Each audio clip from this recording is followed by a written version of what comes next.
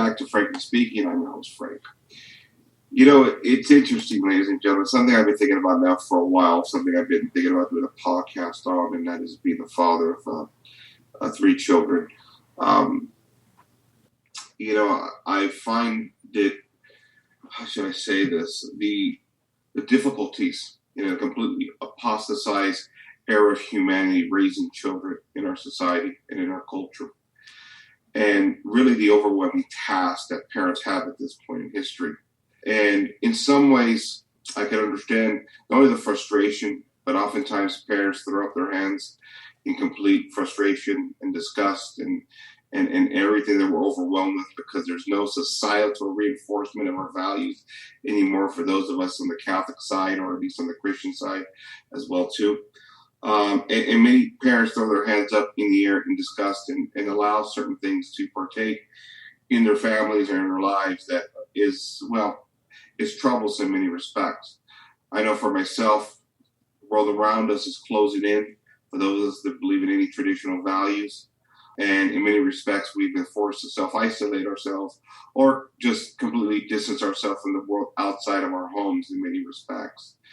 And it's really a diabolical time and era that we live in, where most parents are, they're up against the wall in many respects. Now, you know, in regards to parental approach as to how we're supposed to raise our families, this disorder that has kind of lingered since really the Protestant Reformation, and really sits on steroids since the Enlightenment and, of course, the 1960s, really since 1960s, let's call it, has put parents up in a position where they're either constantly fighting a war that they're losing, or they're surrendering their kids to the culture. And I've seen this too often with many parents where they simply surrender. Now, I understand the barriers are closing in. I understand how difficult it is. You can't even turn on television anymore.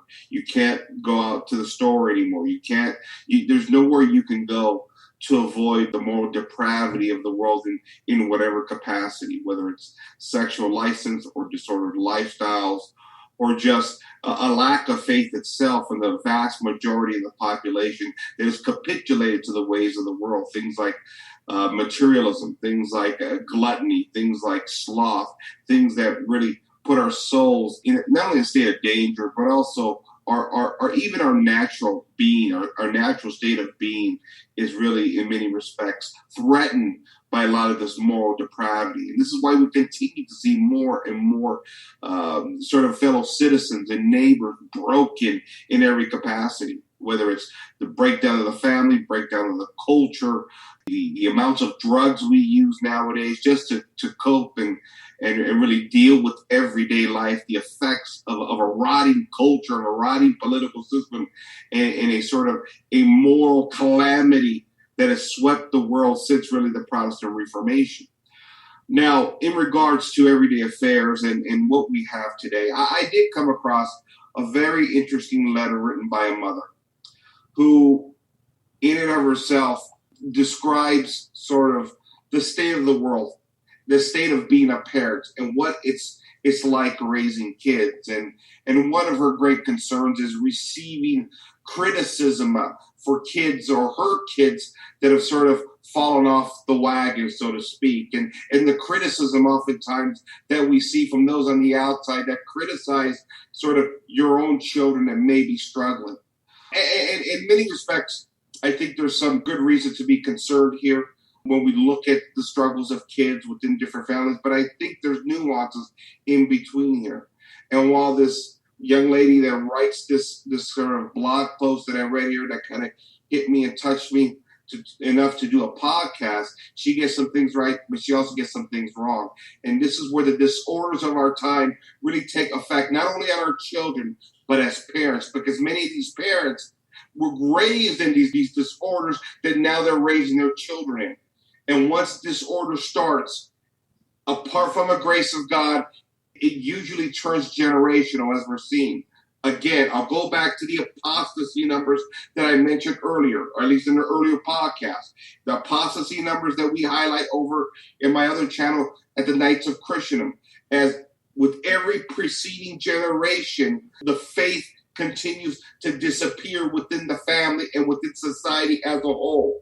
And as the faith disappears, It's only natural that these disorders that now affect the millennial and newer generations to such an extreme that it only continues to increase. Because if parents aren't properly ordered, they're not going to be prepared to properly order their children.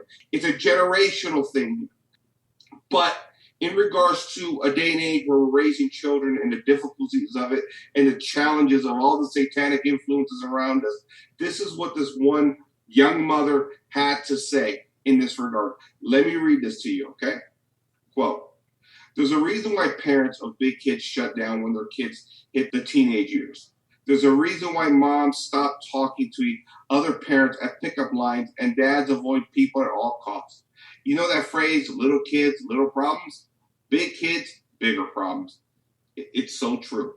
If you're lucky enough to raise a teenager that never drank or smoked or did drugs, if you're lucky enough to have a child that never got arrested for a misdemeanor or snuck out or cheated on a test, if you're lucky enough never to feel like you were just a complete and utter failure as a parent because of the behavior of your kid despite your best efforts, consider it just lucky.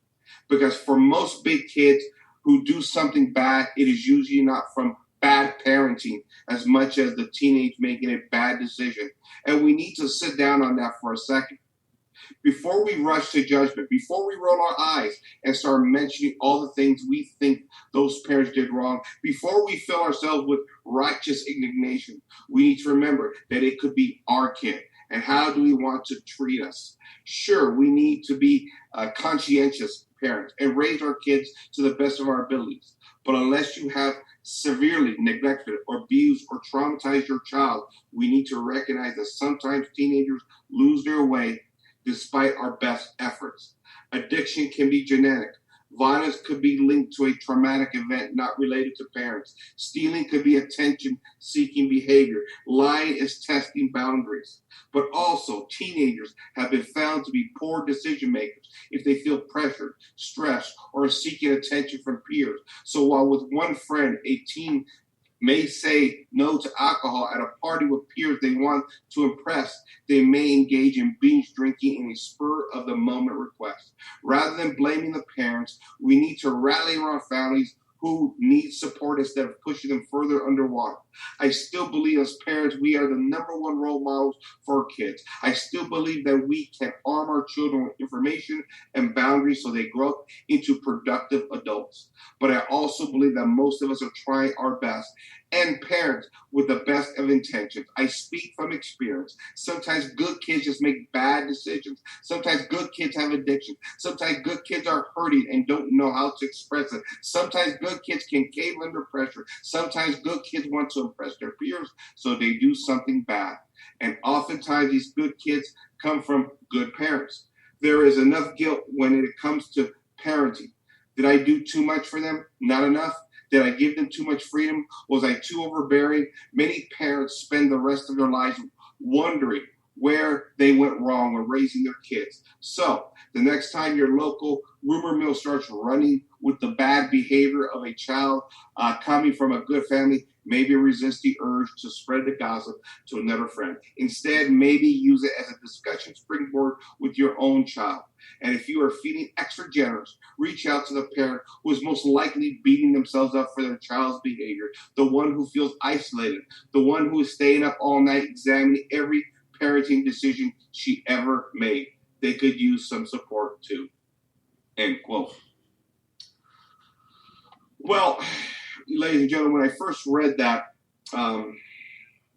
this letter here from this mother, I felt for her in a way. Though I think there is problems with her sort of her ideas and her thesis of this piece and how she examines the problems with not only just, her children, but society in general. The first of which, listen, I get it. The moral decadence of, call it the Freemasonic society, call it Marxism, call it progressivism, whatever it may be, it's encroaching all around us, right? And the satanic elements are all around us looking to consume our children in every capacity, right? Sexuality, drugs, smoking, whatever it is, gluttony, narcissism, materialism, all those things that I've mentioned on the show so many times. But I think the problem here is that A lot of this stuff is generational, and a lot of this stuff is societal in a grander scheme of things, right? I mean, quite frankly, I personally, from my experience, and I'm a little different because I've had sort of exposure to the old world. As I told you guys so many times before, my parents were Sicilian immigrants. In Sicily in the 1960s, they did not go through what we consider, again, a sexual revolution at that period in time. Now, don't get me wrong, I understand the whole world was liberalizing, but nothing to the effect of what we saw in America. And that's why I say this is why I have two different points of view.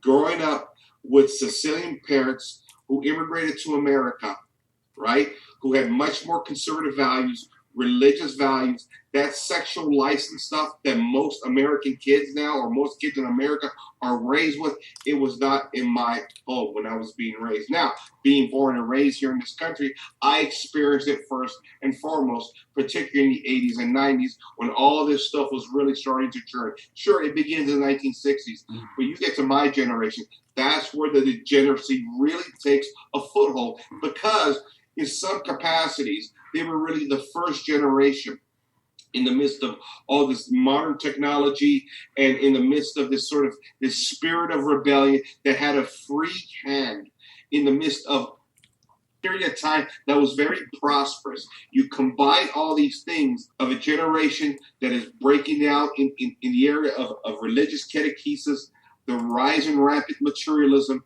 and the rise in sexuality post-1960s, it was a perfect disaster. I lived through it, and it affected all of us in some capacity. But this is what I will say. I think we cannot escape, as Americans, the American spirit of rebellion that lies in each and every one of us, including me in many respects, being born and raised. As much as I think we all want to see the problems, at least those of us on the integralist side that see the problems and trying to run away from it, we all suffer from it in some capacity, right? And I think this goes back to the founding principles of the nation in many respects. Kiss my ass. I'm an American. I do what I want to do. This is something that's embedded in the American spirit. And it's something that, as religious values have broken down, the American spirit of rebellion has really, in many respects, played along with a lot of the satanic influences of our society. And I think we can all see this to this day. I think the spirit of rebellion and the American notion that I bow to no other authority other than myself, which to me goes back to the spirit, or should I say goes back to the time of, again, Adam and Eve in the garden. The idea of wanting to be God-like in our own image. Every individual rights, wanted to be a God to our own accord. That nobody should govern over another man. That nobody should fear another man. Nobody should bow to another authority. Now, while there are some nuances there in regards to human dignity, the idea that we bow to nobody else, that's purely American, right? And yet this is contrasting what we've seen for 2,000-year history and generation of the church, where at the very least we had the church in place that was an authority to govern over our passions, to govern over our fallen nature in that respect. See, as Americans, we say we just govern our own passions. Nobody tells me what to do. Private moral codes. And we've seen the fruits of that over the past 250 years, right? Private moral codes. I get to do what I want to do. Kiss my ass. I am an American. I make my own decisions. But what we've learned is that spirit of rebellion is really the fruits of what we see today in modern America. Not only with children, but with also parents and grandparents of today's generation, because now it's just built upon, it's stacked upon one another, generation after generation. And that disorder, where we bow to nobody else, including God, by the way, we bow to nobody but ourselves. See, and this is the problem, because when you believe in the concept of religious indifferentism, and you effectively not only privatize your own religious life, and you privatize your own moral code, you really proclaim yourself to be a God. The God you claim you believe in is not a real God anymore at that point. Authority, the way we're structured, civilization has always been one. It's always been a hierarchical authority. And the way human civilization has always governed itself, you have the governed and the governed. Those that govern and those that are governed. There's no escaping that hierarchical authority within sort of human society. It has always existed there from the very beginning. And even God understood this by giving us a church that would have, again, authority to govern over our passions to a certain respect. This idea of all this autonomy, individual autonomy. I get to do what I want to do. I bow to nobody. I am an American. This is the spirit of rebellion that now resides in every child in America today. After generation and generation of disorder, without any proper catechesis, without any proper formal authority to govern our passions, you wonder why our kids are out of control. You wonder why there is no making sense or no governing and no appeal to authority. What do you say to a child now that is lingering in a world that is completely apostate? Well, you got to let kids make their mistakes, right? This is what a lot of parents say oftentimes. You got to let them make their mistakes. Well, why? Why you got to let them make their mistakes? Because you feel you have no authority to govern over your child's life because you yourself rebelled in that same spirit from your parents? You may feel hypocritical, but that's because you only laid out the standard of rebellion now that you've surrendered any right and authority to govern the lives of your own children here. See, this is the fundamental problem that parents have today, right? So that's really the macro argument, the general argument where parents struggle today to keep order in their family, right? But even for those of us now at this point in time that are trying to raise our kids in the faith through all these traumas and struggles, we're still having problems too, right? We may reject that rebellious notion and say, we're going to teach our kids proper catechesis, we're going to send them to catechism, we're going to do all the sacraments, and they can still fall into trouble. Well, of course, because we have a free will. And the titillations of the world are all around us. And this is the bigger problem. On a macro scale, on a societal scale, I feel for this mother. On a personal scale, I disagree with her on a lot of things that she's saying, right? That there's not much we can do. It's all luck when it comes to if they don't drink or if they don't cheat on tests, if they're not having sex. No, that's not luck. That's about raising your kids proper in the faith and following through with the faith. But even more important than that, understanding the faith and seeking truth first and foremost, and not our own personal ambitions. That's another problem, the American way of life. We're always seeking personal ambition. What is best for me? What do I want? What do I need? How much money can I make? Where can I get my pleasure? Because I'm an American. Wrong. Our first duty is to God. Our first duty is to truth. And without truth, nothing else matters at that point in time. See, if we're only seeking our own individual pleasures or wants or desires at the expense of truth, this is the disorder of our time. This is the disorder of the spirit of rebellion. Once you go down that path as a parent, then you cannot teach proper foundational principles to your children. You have surrendered your children to the world and to the demonic influences of the world. That's step number one.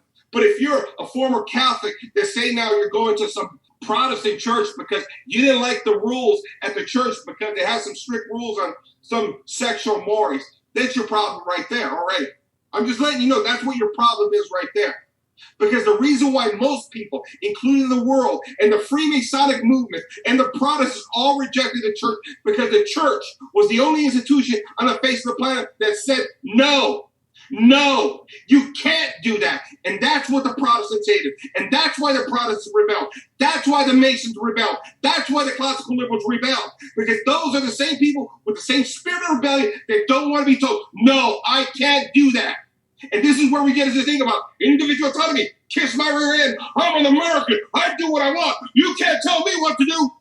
And we get these philosophical principles that exalt the individualism over the greater good of society. Right? And look at where we're at now. We got a bunch of kids running around as a bunch of individuals with the spirit of rebellion in their hearts.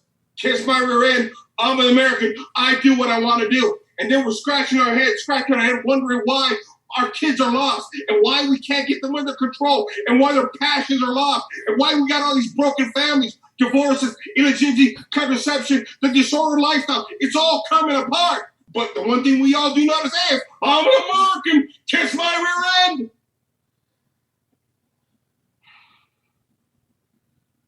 If being an American means that I got to trounce on truth, then we got problems. If being an American means that I love my country,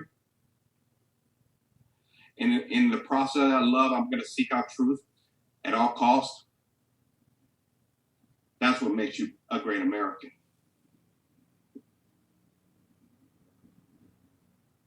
We've been going down this path of generational rebellion now for a long time. And as I keep telling you guys here at this audience, it's a path that's unsustainable. And this is why many people look at the world around and say, what the hell is going on here? Why is this all falling apart? What is this dark cloud over our civilization? And it's not just America, it's the entire West. And now this stuff is affecting our children, right? We got kids walking around with cell phones with instant access to pornography.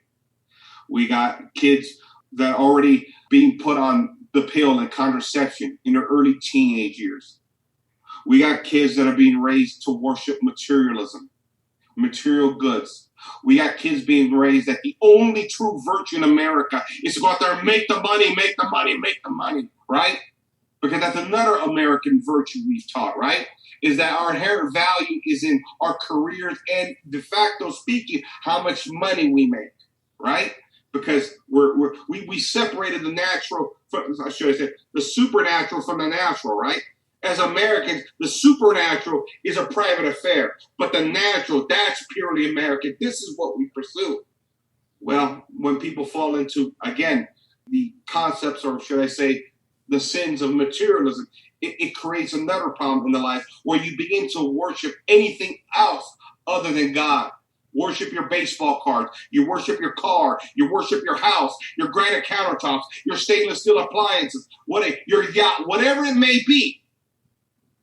We worship everything else other than the one true triune God, Jesus Christ is King, because we refuse to bow. We refuse to bend the knee to Christ, to God, even though our ancestors did it for thousands of years, right? In this day and age, kiss my ass, I'm going to rebel. I do what I want to do. I'm an individual. And this is the path our kids have gone down. As a parent, I can't tell you how frustrating it is. I've tried to raise my kids better. And I think there is a little bit of truth to what this young lady says in this article. And that is, there's some parents out there that are trying to do their best to raise their children in this God-forsaken world. And yet, we're all being consumed at this point in history. I feel for her there. But there's another side of me that says, I've seen the mistakes many parents make, including myself. You know, parents oftentimes, it's a trial and error thing with us, right? You raise your first kid, you do the best you can, or at least you believe you do the best you can. Then you have your second kid, you've kind of learned. In many respects, it's on-the-job training, isn't it? But what I do know, and what is consistent, and what has always been consistent, is the one true faith, the kingship of Christ. And I know that in some capacities, as much as we want to boast ourselves to the levels of God, remember what, if I remember correctly, I'm not a biblical scholar here, I read the Bible a few times. Adam and Eve, what was the promise that the serpent made to Eve? That if you ate from the tree, that your eyes would be open and that you too would become like gods. That's something that, as a modern people, within modernity, within post-enlightenment civilization, we've taken that biblical prophecy and taken that to an extreme. This race toward humanism, atheism, pantheism, all these isms that now dominate our civilization at really the cost of our true faith, all have behind it the idea and the notion that mankind can become a God unto himself. Rationalization. You see that a lot on the political right. You see it a lot, but more so on the political right, where they take faith and religion. It's abstract. God is good. God is love. God is wise. God wouldn't punish me for these silly little things, right? And then we use rationalization from the political right side of the aisle to make sense of the world as it is. And yet the more the right rationalizes, the more they get their asses handed to them from their progressive siblings. And yet they don't want to see that. They never want to see that, because there's something more to this world than simple rationalization, that there is a spiritual nature. And if there's a spiritual nature and a spiritual war going on, how do you fight that spiritual war? If you've abandoned the one true faith, if you've surrendered all the sacramentals and the spiritual, as sort of the spiritual tools that are needed to combat the spiritual warfare, right? I mean, even Father Ripberger has said it himself. You look at the behavior of many on the left, it is demonic. It looks to be of a demonic nature. Father Ripberger, of course, being an exorcist, for those of you that follow him. If you guys on the political right who believe that there is a supernatural, granted abstract, how do you fight that war? How do you fight that war if you've surrendered all the spiritual tools, other than a simple intellectual consent that you believe, well, there's something out there. He may be called Jesus, but there's something out there. It's not a way to fight in this world.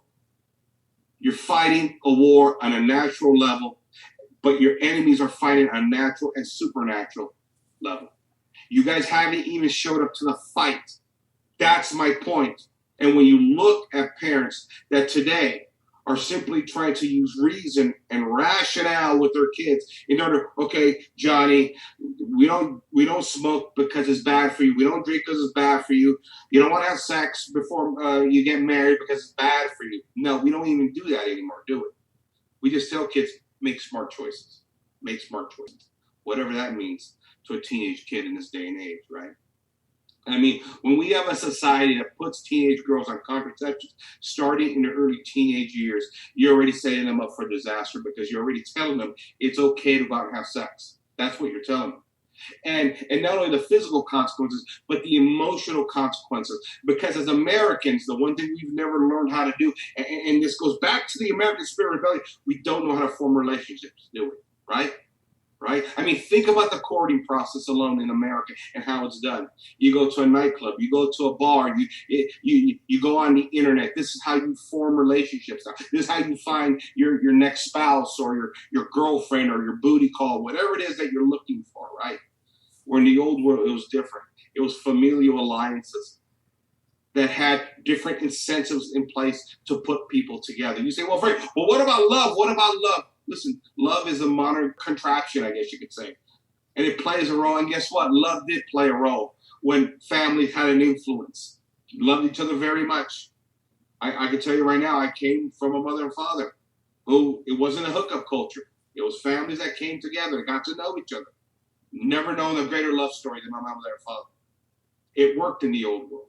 The fact that we've turned our courting process not only into simple infatuation, but really sexual drive at this point, sexual license, because that's what you expect now, right? Is the hookup culture now, right? You got to test drive it before you buy the car, right? This is a kind of craziness that the American spirit of rebellion has brought upon. And now we're trying to tell our kids, well, just go out and make good decisions. Go out there, you're going to make your mistakes, which is absolutely absurd. Absurd, any parent that says that. Because the decisions that your children make when they're 15, 16, and 17 years old, they could affect them and most likely will affect them when they're adults. All right? You tell a 17-year-old girl, okay, you're going to make your mistakes, and she gets pregnant at 17, it changes her entire life. It changes her entire life. Or that girl that had an abortion when she was 18 or 19, it changed her entire life. Everything changes. You simply can't say they're going to make their mistakes. They'll be okay one day. Because what we've proven in America is that kids are not going to be okay after they make their mistakes. Look at the world around you. Look how it's closing in on everybody. Look how nothing makes sense anymore. It's not going to be okay. That's the point here. For all you guys to say it's going to be okay, it's not. The nation is collapsing. The culture is gone. And the family has been utterly destroyed. And you guys out there are still saying, let kids go make their mistakes? What are you smoking here? What are you smoking that's damaging the brain cell that doesn't allow you to see what is wrong with the world around you? There's a reason why our grandparents and our great-grandparents' generations were much healthier in moral conscience and in social duties. And there's a reason why we're at a point in history here in America and all of Western civilization while this whole thing is crumbling. One, we've apostatized. We've lost the faith. Number two, we've passed on generational disorder. Number three, those of us that were raised in generational disorder and now have kids that are saying, go out and let kids make their mistakes. That's number three. You're setting your kids up for a disaster. How many times have I told you guys? This is how it works. This is really the historical path humanity has been on since really the Protestant Reformation. Catholic, liberal Catholic, from liberal Catholic to Protestant, from Protestant to atheist. That is a trajectory the world has been on. That is a trajectory America has been on. America is inherently a Protestant nation. And with that sort of Protestant heritage comes all the disorder and the anarchy that Protestantism brings in. As Protestantism descends into anarchy, atheism will follow. Look at Northern Europe. Look how disastrous Northern Europe has been since the Protestant Reformation. Netherlands, England, the Scandinavian nations. Granted, the Catholic nations have their problems too, but there is a remnant there. There is a remnant there. And the Catholic nations have not fallen because of their own principles. They've fallen because of infiltration, while the Protestants have been left to themselves. Their own anarchistic doctrines have destroyed them. America is a byproduct of that Protestant heritage. This is the problem that we face. There has to be a true conversion here. Our kids are being lost on a daily basis. This is a disaster. The numbers of the millennials continue to come in about their lack of faith, their lack of catechesis. And because there is no catechesis, the faith dies with it. It's all dying in America.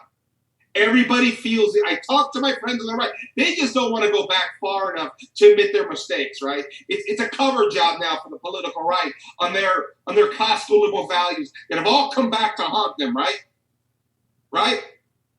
But you look at what's happened today, these are all the fruits of rebellion. It started with the rebellion at the Garden of, and it's going to end with rebellion with the classical liberal civilization. And our children are the ones that are being hurt by this. And if you're a parent of children, it's time to put your head out your rear end and find the faith. This is Frank, signing off for Frankie Speaking. Good night, everybody.